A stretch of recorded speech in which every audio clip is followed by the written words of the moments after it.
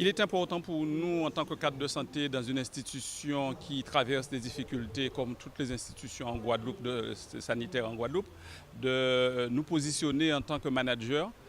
Ça va en droite ligne des deux séminaires précédents. Nous avons organisé un premier colloque en janvier 2015 et puis un deuxième en décembre. Le premier c'était un colloque, le deuxième c'est un séminaire.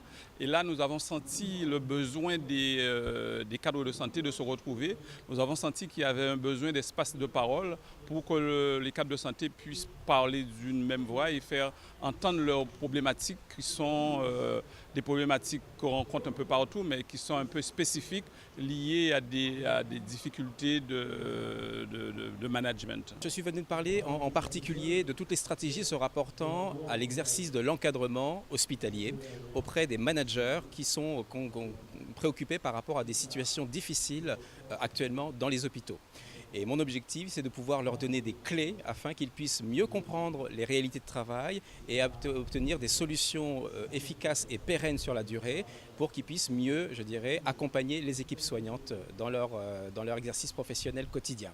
Les clés, par exemple, c'est d'avoir une bonne compréhension de l'environnement hospitalier dans lequel ils exercent, clé numéro 1.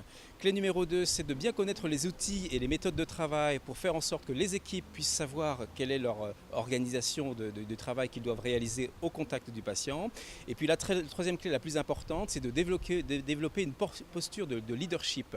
C'est d'ailleurs une compétence tout à fait particulière qui permet dans des environnements difficiles, contraignants, dégradés, eh bien de pouvoir faire en sorte que les équipes puissent suivre le manager pour faire en sorte que la qualité des soins au service du patient soit au rendez-vous. J'ai eu comme intervention le cadre de santé, dans quelle perspective il peut devenir un leader porteur de sens et quel est l'intérêt pour lui de le faire.